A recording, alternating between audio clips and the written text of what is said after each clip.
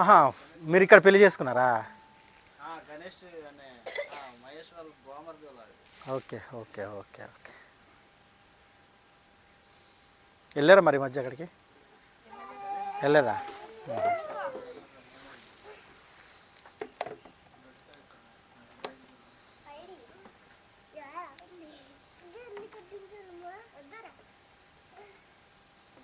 గడిచెల్లి మరి మీరు ఎందుకు వెళ్ళట్లేదు చర్చికి?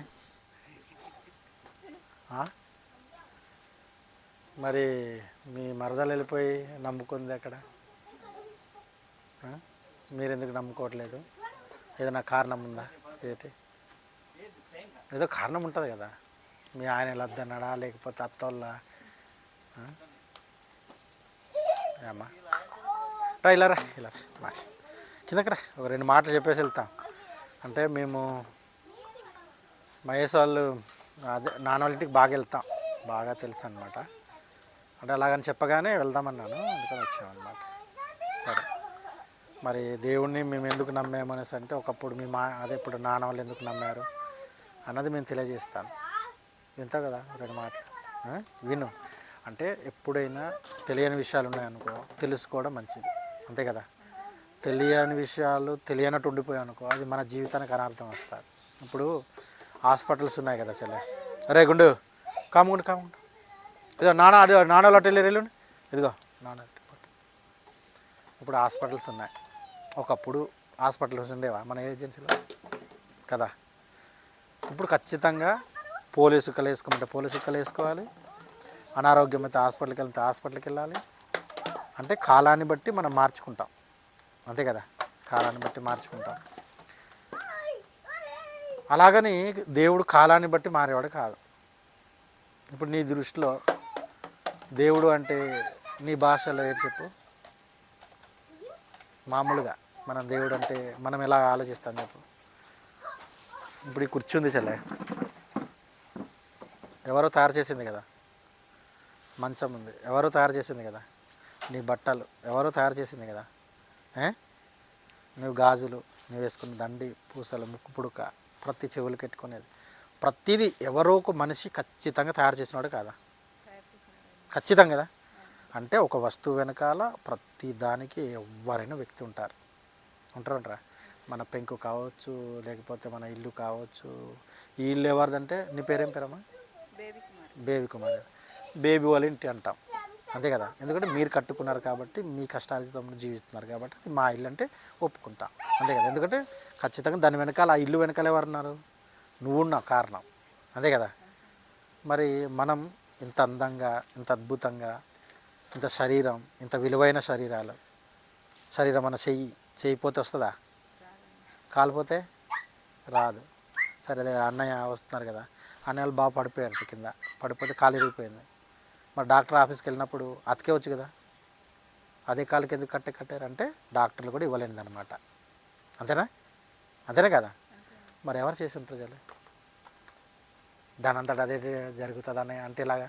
దీని వెనకాల మనిషి ఉన్నాడని ఒప్పుకున్నావు. పెంకు వెనకాల నీవు వేసుకున్న వస్త్రాల వెనకాల, అన్నిటి వెనకాల మనిషి ఉన్నాడని ఒప్పుకున్నావు. మరి మన వెనకాల ఎవరు ఉండకూడదా? ఒక్కసారి ఆలోచించు, ఉండాలా లేదా? ఖచ్చితంగా ఉండాలి కదా. అది ఒకసారి చదువుతాను. నీ వెనకాల నిన్ను తయారు చేసింది ఎవరో, నిన్ను ఇంత గొప్పగా సృష్టించి లోకంలో నిలబెట్టింది ఎవరో చూస్తే ఒకసారి చదువుతాను. నువ్వు చదువుకున్నావా? చదువుకున్నావు కదా. అయితే నేను నీకు కళ్ళారా చూపిస్తాను. నేను కట్టుకథ చెప్పాను, కట్టుకథ నీకు చూపించాను, ఓకేనా.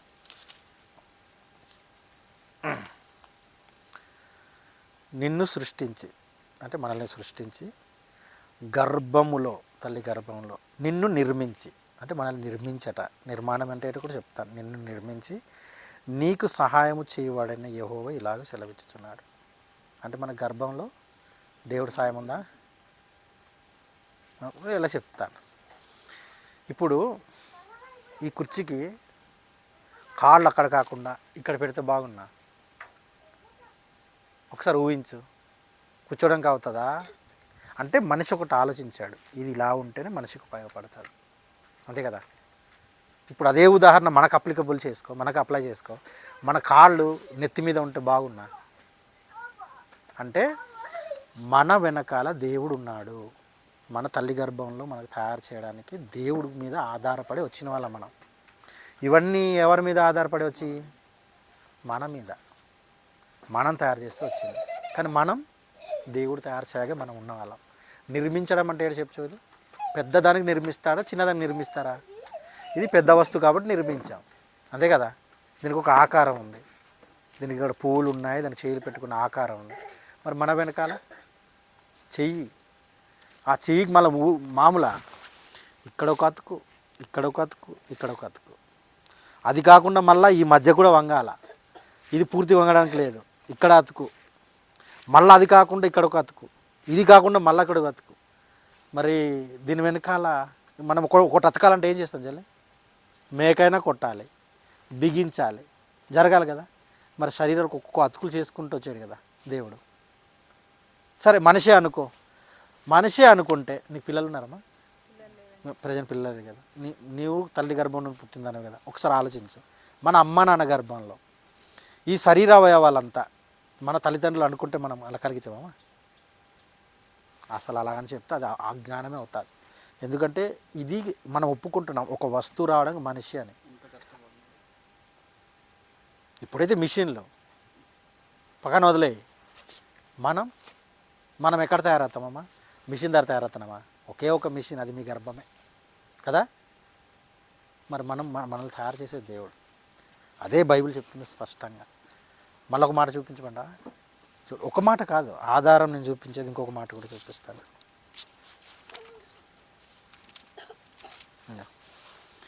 గర్భమున నన్ను పుట్టించినవాడు వారిని కూడా పుట్టింపలేదా? గర్భములో మమ్మును రూపించినవాడు ఒక్కడే కదా. నిన్ను ఎవరైతే సృష్టించారో నన్ను ఆ దేవుడే సృష్టించాడు. నేను అబద్ధమైన చదివినా నిజం ఉంది అందులో. ఆ నిజమే ఈరోజు నీకు చెప్తున్నా. ఆ నిజాన్ని మహేష్ వాళ్ళు నమ్మారు. ఆ నిజమే మీ నాన్న వాళ్ళు, అక్కడ ఉన్న నాన్న వాళ్ళు నమ్ముకున్నారు. ఆ నిజమే ఈరోజు మీ మరదలు గారు వీళ్ళు అక్కడ నేర్చుకుంటారు. కాబట్టి ఒకసారి ఆలోచించు, నిజమే మనం ఇప్పుడు నమ్మాలి. నీకు ఇంకా మంచి ఉదాహరణ చెప్పంట. నీ భర్త రోజు తాగేసి మరి సిద్ధగొడుతున్న తింటావా? వాడు మంచివాడు నమ్మేవు కాబట్టి ఇక్కడ కష్టమో నష్టమో బతుకుతున్నా. చెడ్డవాడైతే బతుకుతావా? అక్కడే మనం ఒప్పుకున్నాం. మరి దేవుడు ఎంత మంచోడు, ఒకవేళ అడిగితే ఎంత మంచోడు అనేసి అంటే గాలి ముక్కు దగ్గర చాగిపోతున్నదా? మనం ఉంటే గాలి కాదు, గాలి ఉన్నాం కాబట్టి మనం ఉన్నాం. అలాగని గాలి ఉన్నంత మాత్రం మనం బ్రతికున్నాడని రూల్ లేదు. అలాగని కూడా చాలామంది చచ్చిపోతున్నారు. దానికి ప్రాణవాయువు కొంతకాలం మన జీవితంలో ఉండాలి కాబట్టి ఉంచాడు దేవుడు. అంత మంచోడు. సరే భూమి మన తాతలు ముత్తాతలు చేసిరా?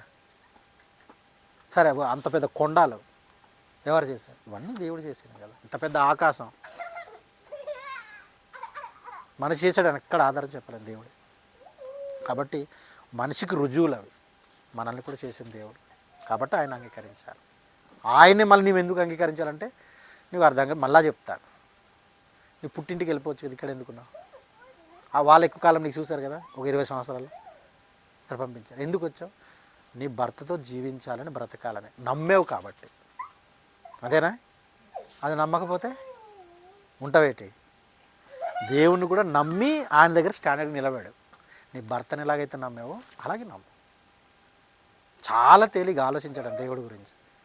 కాబట్టి కొంచెం లోతుగా అర్థం చేసుకుంటే నిజమే కదా, మనల్ని ఇంత గొప్పగా సృజించిన దేవుడు ఎవరన్నా నువ్వు ఆలోచిస్తా. ఇంకా మంచి ఉదాహరణ చెప్పండి. మంచి ఉదాహరణ చెప్తాడు. డాక్టర్ మంచోడైతే వెళ్తావా, చెడ్డవాడైతే వెళ్తావా? నమ్ముతాం. ఒకటి బుర్రకు నమ్ముతాం కాబట్టి చిన్న రోగం వచ్చినా పెద్ద రోగం వాడి దగ్గర వెళ్తాం. నువ్వు ఎన్ని హాస్పిటల్ ఉంటాయి కానీ వాడి దగ్గర ఎందుకు వెళ్తామంటే వాడు నీకు మనసుకు నచ్చుతాడు కొంతమంది. అలా ప్రతి దాని రీజన్ ఒక్కసారి ఆలోచించి అది నీకు అప్లికబుల్ చేసుకో. అలాగే దేవుడు కూడా మనం ఎందుకు ఆయన నమ్మాలి అనేసి అంటే ఆయన్ని ఇంత గొప్పగా భూమి మీద నిలబెట్టాడు కాబట్టి. ఎంత అద్భుతం. మన పళ్ళు ఉన్నాయి కదా, మన దంతాలు, చెవులు ఉన్నాయి కదా, ఈ దంతాలు తీసుకో. చిన్నప్పుడు దంతాలు కనిపిస్తాయి పిల్లలకి?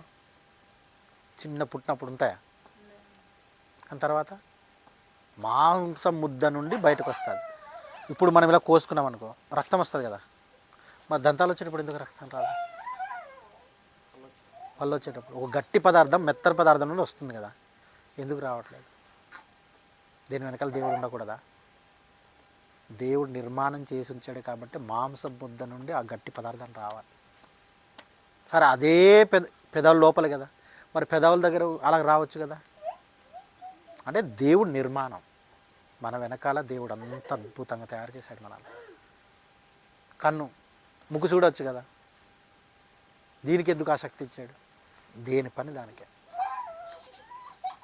సరే నీకన్నా నాకన్నా ఒకట, చూపు ఒకటే కానీ నిర్మాణం లోపల వేరు. ఎలాగన్నాయి అనేసి అంటే ఉదాహరణ ఆలోచించు. ఆధార్ కార్డుకి వెళ్తే కదా పెద్ద పెద్ద కనుగుడ్లు చూడమన్నాడా? ఎందుకు చూడమన్నాడు? నీ గుడ్లు వేరు, నా కనుగుడ్లు వేరు.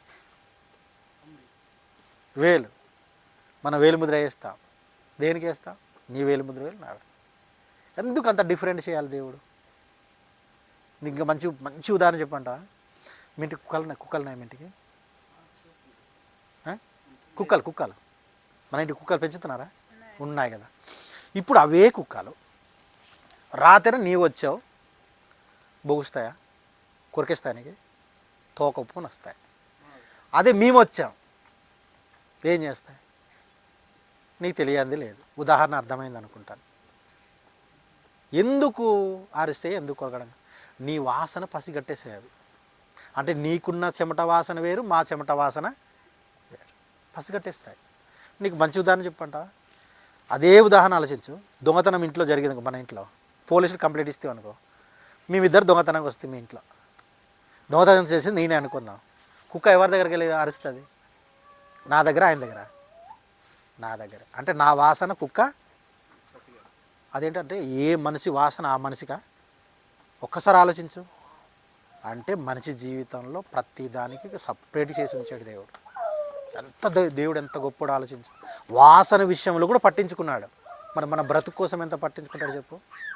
అదే యేసుక్రీస్తు ఇచ్చిన జీవితం, యేసుక్రీస్తు ఇచ్చే బ్రతికి అది. అందుకే మన యేసుక్రీస్తుని ఎందుకు అంగీకరించాలి స్వరక్షకుడుగా అంటే అందుకు అంగీకరించాలి. ఒకసారి ఆలోచించు. నేను చెప్పింది ఏమైనా అబద్ధం అనిపించింది నేను చెప్పింది? ఒకసారి ఆలోచించు, లోతుగా ఆలోచించు. బండగా నమ్మడం కాదు నాన్న, లోతుగా ఆలోచించాలి. అన్నీ ఆలోచించి చక్కటి నిర్ణయం తీసుకోవాలి. ఓకేనా? చక్కటి నిర్ణయం తీసుకో, మంచిగా ఆలోచించు. హ్యాపీ కదా. ఒక 2 ఉదాహరణలు చెప్పమంట. ఇదంతా వింతి కదా. నేరేడు చెట్టు పిక్కసినది కదా, అంత పెద్దది చెట్టు లోపల ఉండిదా? ఉండేదే లేదా? ఉండిది, పిక్క లోపల ఉండేది. అది ఉండిది కాబట్టి అంత రూపం వచ్చి బయట. అంతేనా? నెల పడి బతికిందా? మరి దానికి బ్రతుకుందని ఒప్పుకుంటున్నాం కదా. చింత చెట్లు అంతా మీ ఊర్లో పెద్ద పెద్ద ఉన్నాయి కదా, చిన్న చిన్న పిక్కలు కదా, అంత పెద్ద బ్రతుకు కదా. మరి మనకి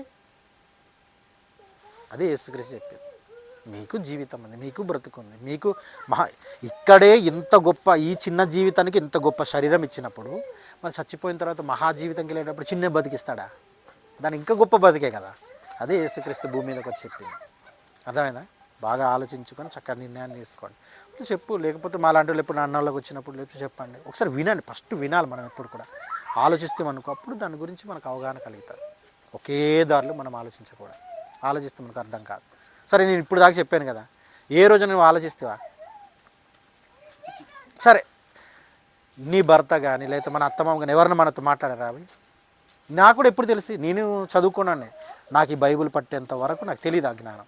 కానీ ఇది తెలిసిన తర్వాతే ఇందులో లోతుపాతలు ఎరుగుతుంది కాబట్టి, యేసుక్రీస్తు మాట్లాడాడు కాబట్టి అవన్నీ క్రోడీకరించుకొని ఈరోజు మాకు తెలుసు. కాబట్టి యేసుక్రీస్తు అంత గొప్పవాడు, మనల్ని సృజించినవాడు. ఓకేనా? వెళ్ళొస్తా. సంతోషం.